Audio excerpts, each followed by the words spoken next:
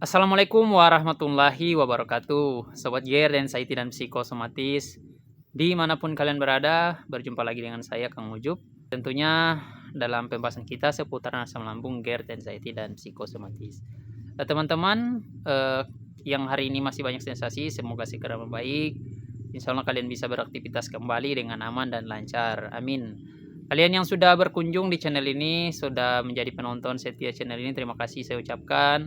Tentunya dukungan kalian sangat berarti buat saya untuk terus semangat upload video terbaru seputaran asam lambung, GERD, anxiety di channel ini.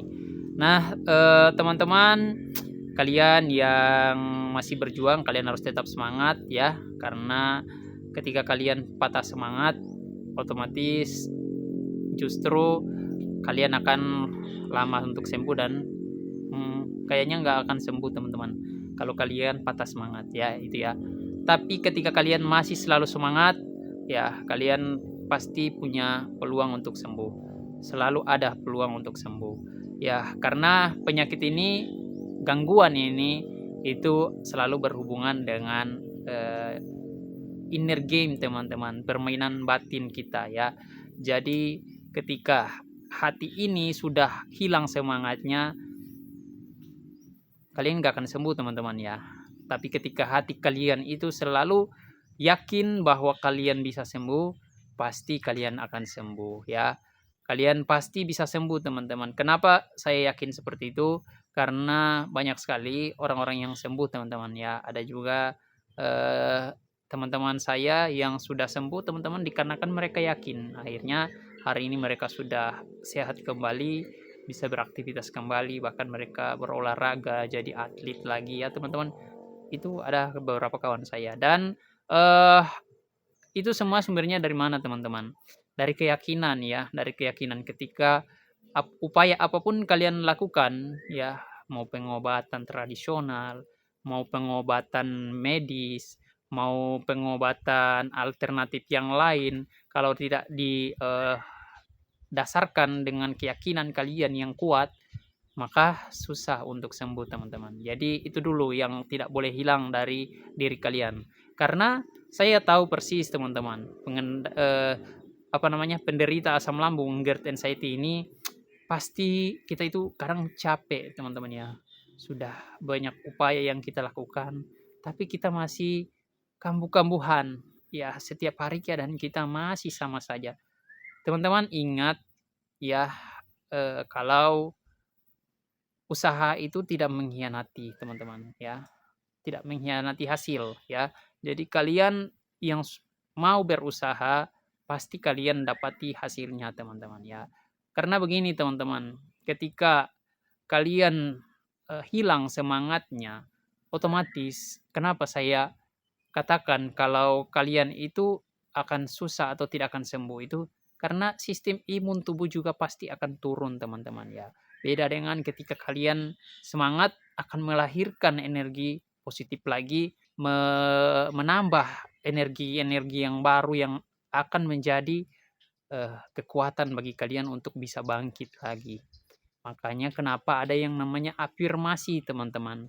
Afirmasi itu tujuannya untuk merangsang energi positif kita supaya hidup kembali di diri kita. Nanti dia akan mendobrak melawan aura atau pemikiran-pemikiran negatif yang selalu datang di pikiran kita. Dan tidak sedikit teman-teman orang yang merasa baikan, merasa enakan, merasa semangat kembali, muncul kembali dikarenakan adanya afirmasi-afirmasi itu. Itu karena untuk menambah semangat dan gairah lagi teman-teman ya.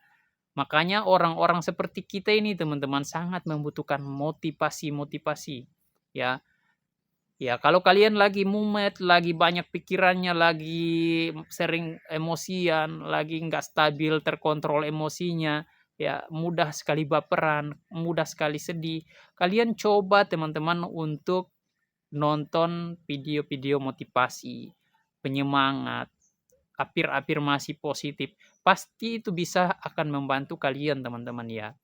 Kalian tentunya serasa oksigennya itu stabil kembali ya, serasa ada kekuatan baru yang masuk di dalam diri kita. Nah, itu teman-teman dikarenakan inner game tadi ya, permainan batin tadi yang kita terbawa arus oleh pikiran-pikiran yang negatif, pikiran-pikiran yang terlalu berlebihan, yang kemudian tersugesti di diri kita dan tertanam di sana.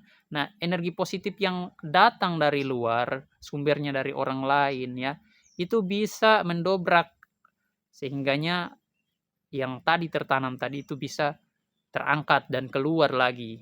Akhirnya kita mendapatkan semangat yang baru, teman-teman ya.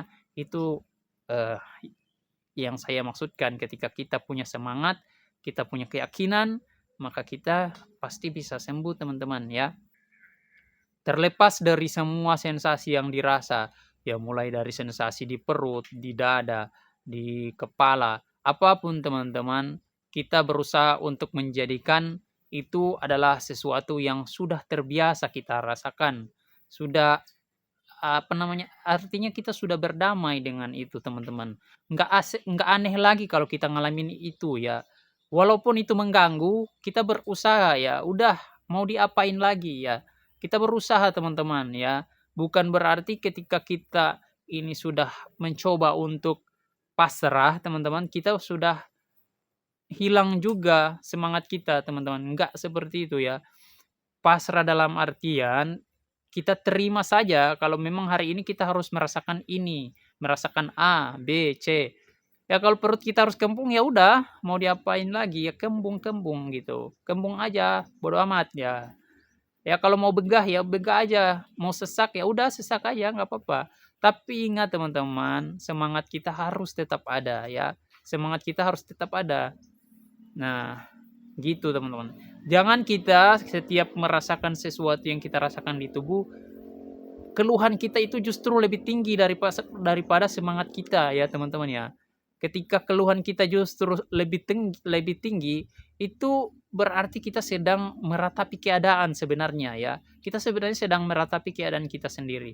Saya ngomong seperti ini bukan hanya karena sebatas ingin memberi motivasi ke kalian, tapi juga sebagai seorang yang pernah mengalami ini teman-teman, dan bahkan sering itu saya menerapkan itu teman-teman ya. Ya, paling tidak saya bisa beraktivitas kembali dengan aman, dengan lancar. Ya, mau sampai kapan ya? Saya mikirnya gitu. Mau sampai kapan saya harus terus mengeluh? Saya harus terus berkeluh kesah dengan gangguan dan penyakit ini. Gangguannya anxiety-nya, penyakitnya pencernaannya. Mau sampai kapan saya terus-terusan dengan keluhan ini tanpa ada sikap dari saya untuk mau berusaha. Ya, gitu. Akhirnya saya perlahan-lahan mulai berusaha untuk mulai meningkatkan stamina dengan cara apa? Saya jalan, saya latihan beraktivitas di rumah, apa yang bisa saya kerjakan, sejauh mana kemampuan saya. Karena capek teman-teman ya. Saya udah nggak ada energi seperti dulu lagi. Itu kan juga pertanyaan kalian. Saya mau gimana mas? Saya udah nggak ada kekuatan, saya nggak ada bisa ngapa-ngapain. Teman-teman, kalian masih bisa nonton channel ini. Kalian masih bisa scroll HP, kalian masih bisa bangun dari tidur kalian walaupun sempoyongan. Kalian masih bisa lakukan sesuatu yang paling kecil dulu. Kalian lakukan secara bertahap.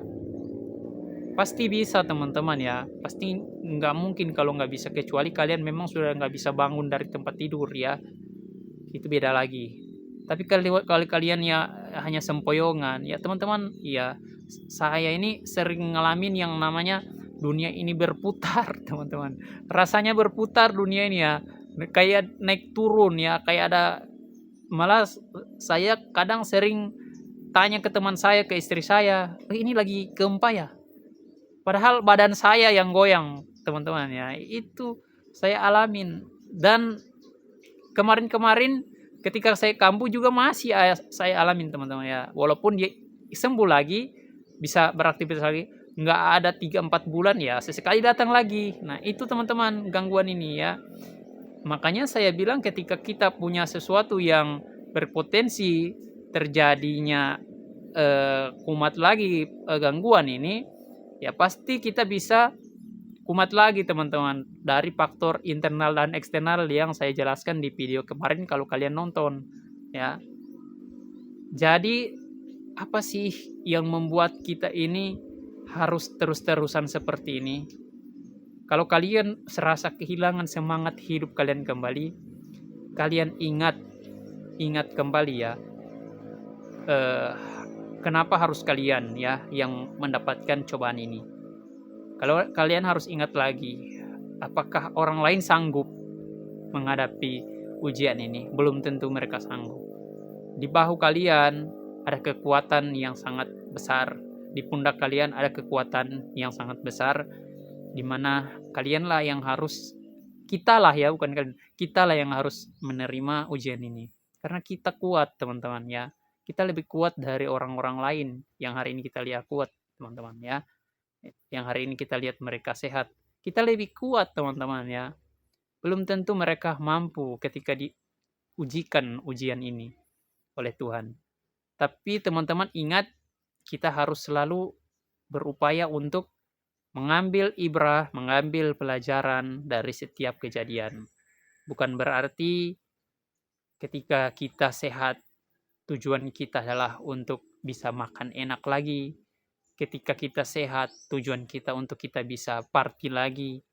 Merubah mindset kita ketika hari ini kita kena ujian, yaitu untuk merubah pola pikir kita menjadi pola pikir yang dewasa, pola pikir yang lebih sehat, lebih positive thinking. Bagaimana kita berusaha untuk menghilangkan pikiran-pikiran buruk, pikiran-pikiran negatif.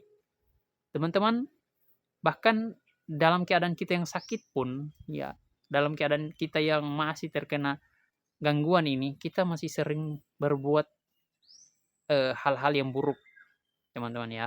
Kita tidak bisa menjamin sifat kita, sikap kita ketika kita sedang mengalami ujian ini terus dalam keadaan yang taat kepada Tuhan.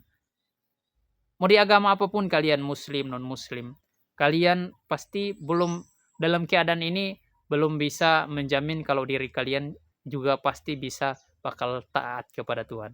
Nah, apalagi kalau kalian sehat nanti ya, pasti bisa lebih amburadul teman-teman hidupnya ya. Pasti bisa lebih nggak karuan pola pikirnya, lebih parah lagi ya.